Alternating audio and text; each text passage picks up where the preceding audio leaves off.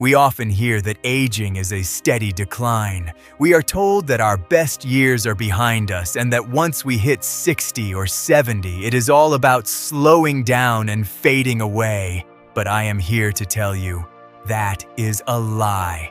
The truth is, some of the most vibrant, successful, and joyful people I know are well into their 80s. They aren't just surviving, they are winning at life. But what is their secret? It isn't a miracle vitamin, and it isn't a secret bank account. There are 3 simple, powerful things that, if you can still do them at age 80, prove you have mastered the art of living.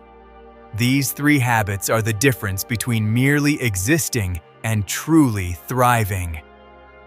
Are you doing them today? Let's find out. The power of functional freedom, moving with ease. Let us talk about the very first thing that makes you a true winner when you reach your 80th birthday. It is something I like to call functional freedom.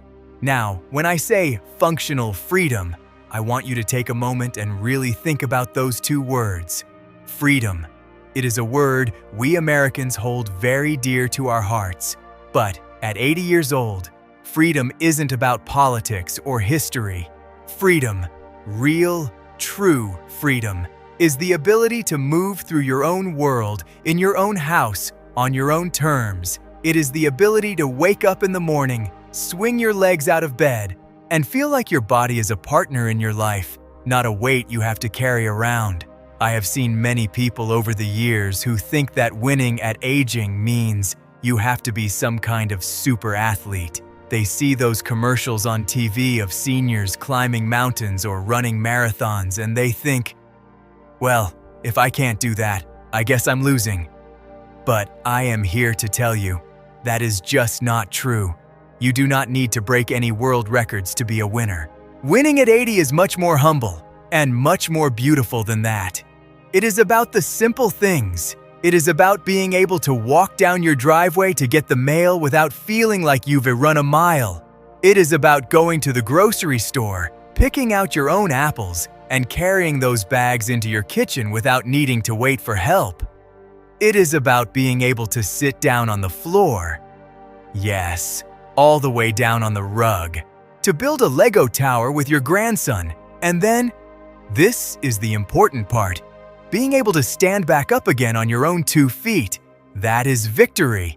That is the gold medal of aging. I remember a gentleman I worked with a few years ago. Let's call him Arthur. Arthur lived in a quiet neighborhood in Ohio. When he turned 75, he started to notice that he was taking the easy way out. He would ask his daughter to bring him the laundry.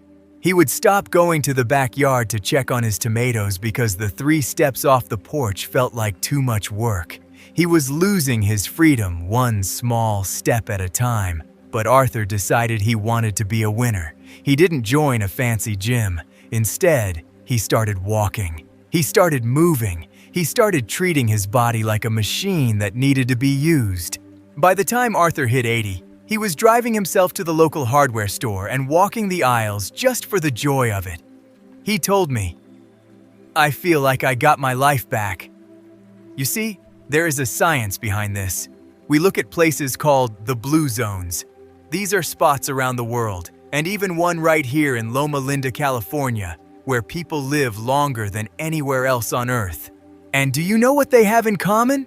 They don't use treadmills. They don't have expensive memberships to fitness clubs. No, they have natural movement. They garden. They walk to their neighbor's house. They knead their own bread. They stay in motion. In Sardinia, Italy, the old folks walk up and down steep stone streets every single day. That constant, gentle movement keeps their joints lubricated. It keeps their hearts resilient. It keeps the spark of independence alive. Even someone as famous as Jane Fonda, who is 86 years old now, talks about this all the time.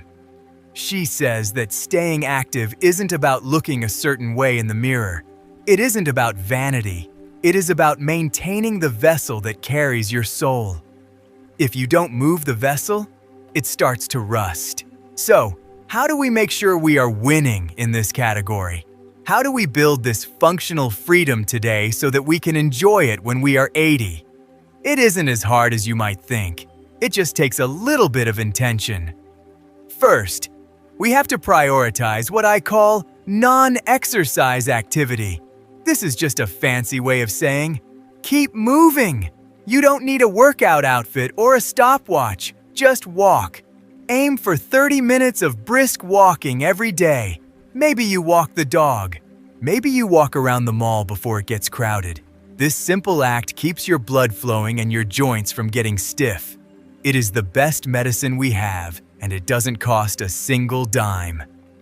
Second, we need to embrace a little bit of strength. Now, I know, the word strength training sounds intimidating. You might be thinking about heavy iron weights and sweaty gyms, but it's not that. As we get older, our muscles naturally want to get smaller. We have to give them a reason to stay. You can lift a couple of soup cans while you watch the evening news. You can do chair squats, which is just sitting down and standing up 10 times in a row. This builds your bone density. It keeps you strong enough to carry your own suitcases when you go on vacation. Third, we have to practice our balance. This is perhaps the most important tip of all. In our country, one of the biggest challenges for seniors is accidental falls. It can change everything in an instant, but you can train your body to be steady. Spend just 1 minute a day practicing your balance. You can do this while you are brushing your teeth or waiting for the microwave to beep. Just stand on one leg for a few seconds, then switch. It teaches your brain and your muscles to work together to keep you upright. It is a small habit that pays huge dividends. And finally, we have to eat for our joints. Think of your body like a car. If you put bad fuel in, the engine knocks. To move with ease, we want to keep our inflammation low. That means we should try to eat as the Mediterranean people do. Lots of good olive oil, fresh nuts, deep leafy greens, berries. These foods help keep the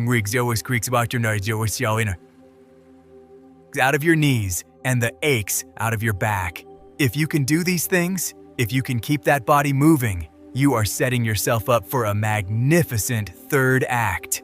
When you are 80 years old and you can still walk through the park to watch the sunset, you aren't just surviving, you are winning. You are living a life of dignity, strength, and true, beautiful freedom. So, I want you to think about it. What is one small movement you can do today? Maybe it's just a walk to the end of the block. Maybe it's just standing a little taller while you make your tea.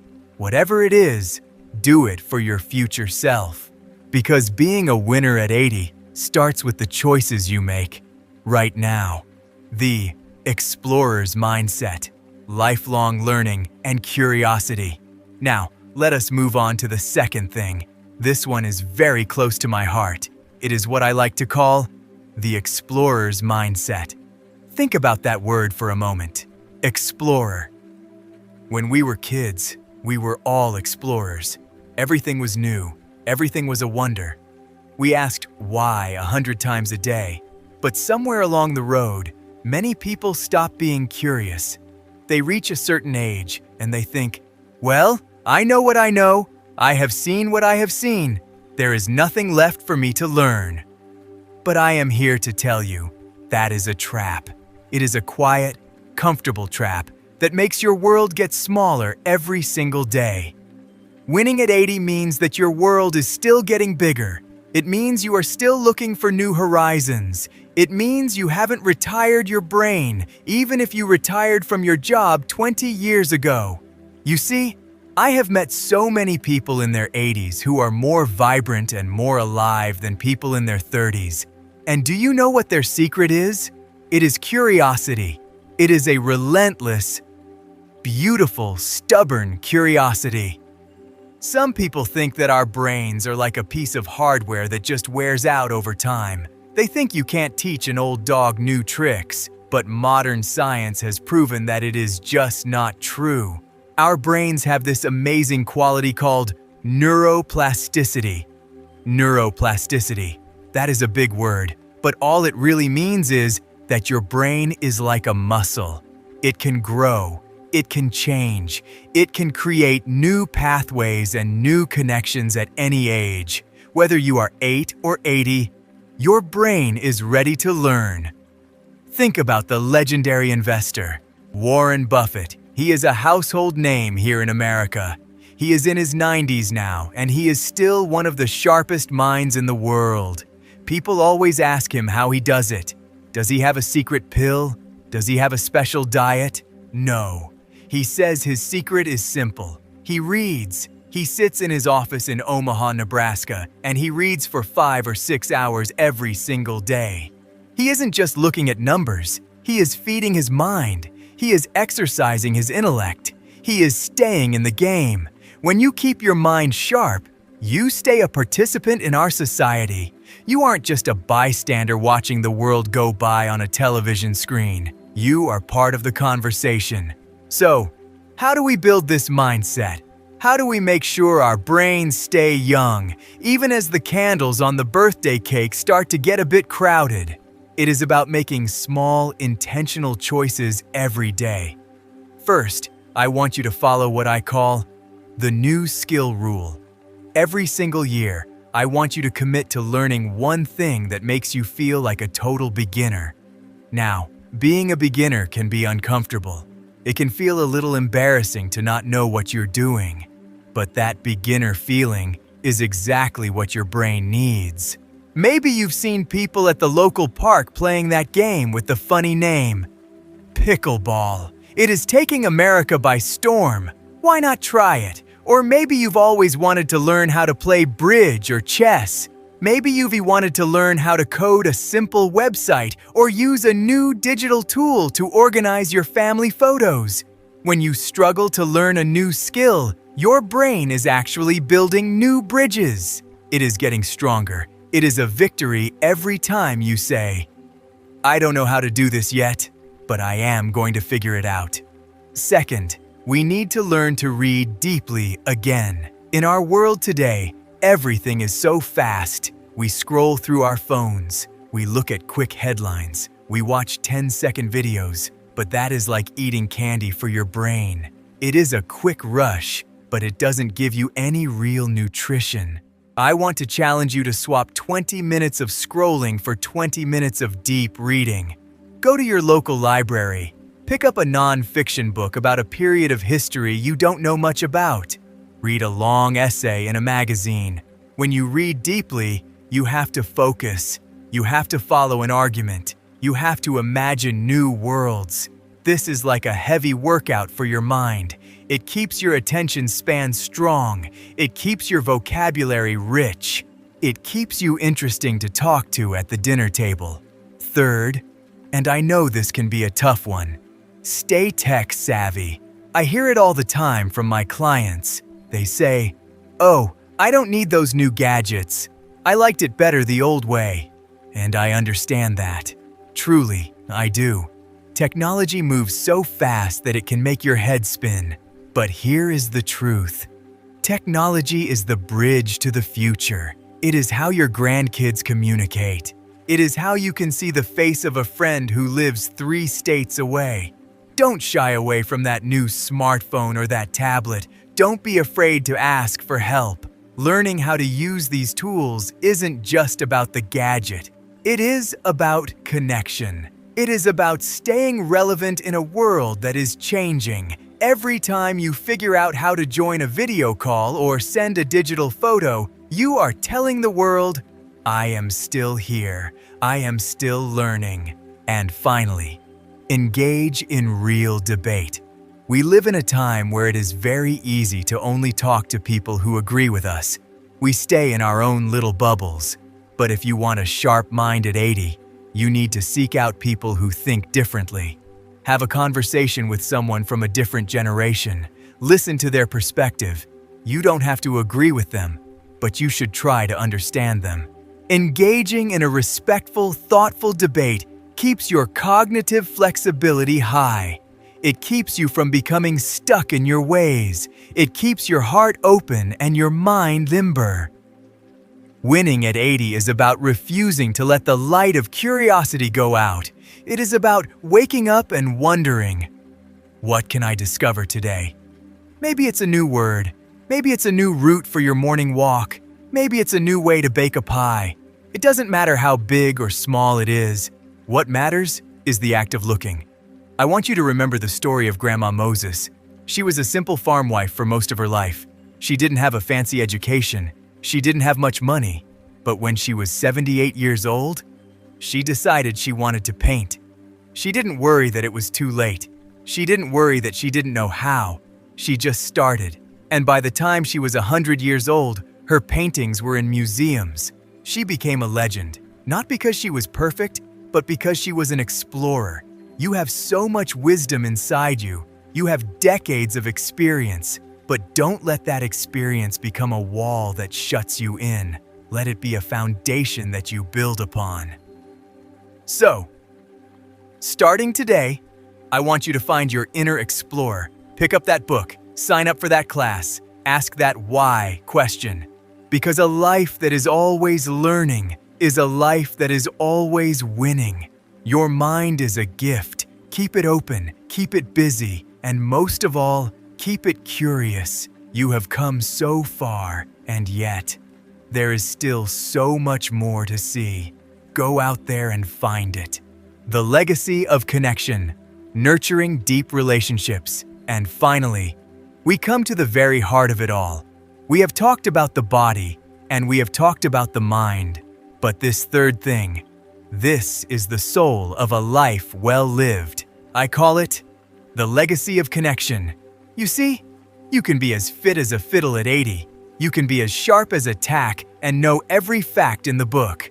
But if you are standing all alone, if you have no one to share a laugh with or a memory with, then something very important is missing. In our fast-paced world, especially here in America, we are often told that success is a solo journey. We are told to focus on our careers, our bank accounts, and our own personal achievements.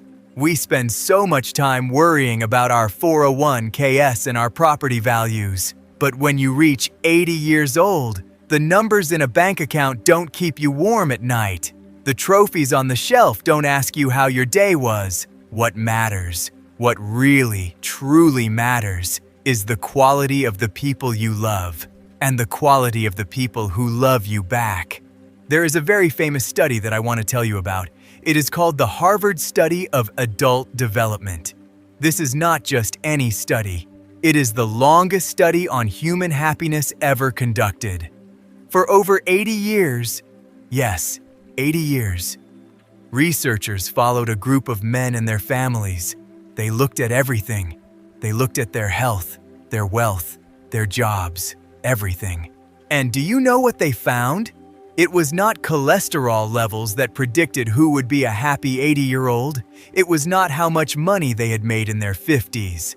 The single greatest predictor of health and happiness at age 80 was how satisfied those people were in their relationships. Relationships, connection, belonging. The people who had deep, meaningful ties to their family, their friends, and their community lived longer. They stayed sharper. They even felt less physical pain. It turns out, love is the best medicine we have. It is a biological necessity. When you are 80, a winner is someone who still has what we call the moai. Now, that is a word from the people of Okinawa, but it is a concept we need desperately here in the West. A moai is a committed social circle. It is a small group of friends who travel through life together. They support each other. They check on each other. They are there for the good times, and they are there for the hard times too. I think about a woman I know named Martha. Martha is 83 years old and lives in a small town in Georgia. Every Tuesday morning, without fail, Martha meets 3 of her friends at a local diner for coffee and pie. They have been doing this for 30 years. Martha told me once, "Some days I don't feel like getting dressed. Some days my knees ache and I just want to stay in bed. But then I remember, the girls are waiting for me. They expect me to be there, and I know, if I don't show up, someone is going to be knocking on my front door within the hour to make sure I'm okay. That, right there, is winning. That is the safety net of the heart. When you have a legacy of connection, you have the ability to pick up the phone and know that someone will truly listen, not just hear you, but listen. You have people who value your wisdom. You have a place where you belong. But there is another side to this connection, and that is the joy of pouring into the next generation. This is what we call mentorship. When we reach our 80s, we are like libraries filled with stories and lessons. If we keep those books closed, the wisdom stays hidden. But when we open them, when we share our lives with a younger person, we create a beautiful feedback loop of purpose. Maybe it is a grandchild, maybe it is a young person at your church, or the kid next door who is just starting their first job. When you take the time to say, "I've been where you are, and it's going to be okay," you are building a bridge. You are giving them a gift, and in return, they give you a sense of vitality and relevance. You aren't just looking back at the past. You are invested in the future. If you are 80 years old and you are surrounded by love, by laughter, and by a community that sees you and hears you, then you have reached the very pinnacle of human success. You have won the game. So, how do we build this legacy now? Because we cannot wait until we are 80 to start making friends. We have to plant the seeds today. First, I want you to start scheduling what I call connection dates. Do not leave your friendships to chance. In our busy lives, it is so easy to say, "Oh, we should get together sometime." But sometime usually means never. Be intentional. Set a recurring date. Maybe it is a monthly lunch on the third Thursday. Maybe it is a weekly phone call every Sunday afternoon. Put it on the calendar. Treat it as if it is the most important appointment of your life. Because it is. These small, regular moments are the bricks that build the house of friendship. Second, find a way to be a mentor. You have skills. You have professional knowledge. You have life experience that a 20-year-old can only dream of. Look for opportunities to share it. Volunteer at a local school. Offer to help a young person in your field. When you share your story, you realize that your life has meant something. You realize that your struggles were not in vain, because they can help someone else avoid the same mistakes. This is how we live forever, through the lessons we leave behind in the hearts of others. Third, and this is a big one, practice active listening. In our world today, everyone is shouting. Everyone wants to be heard.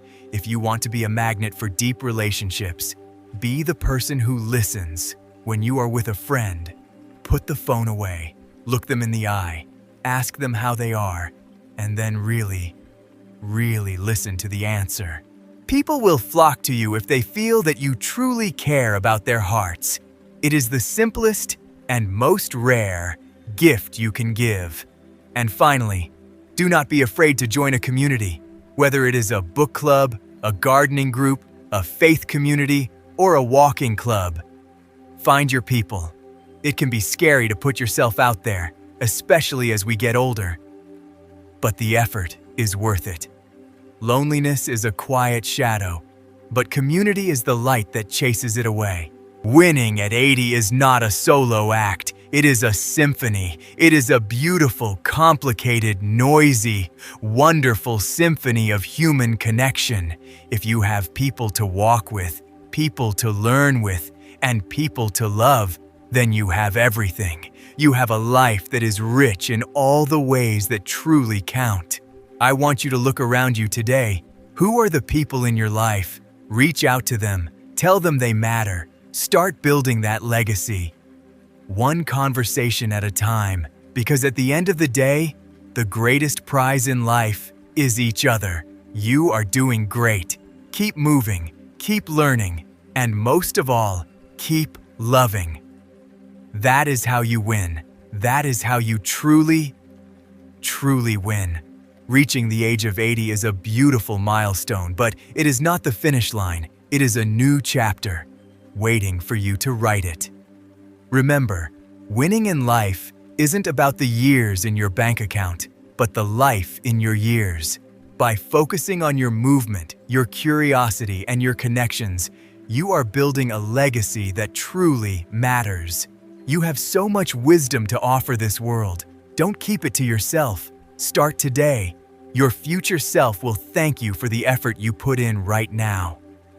If this message touched your heart, please share it with someone you love. And before you go, let me know in the comments. Which of these 3 things are you focusing on this week? I would love to hear your story. Thanks for being here. Stay vibrant.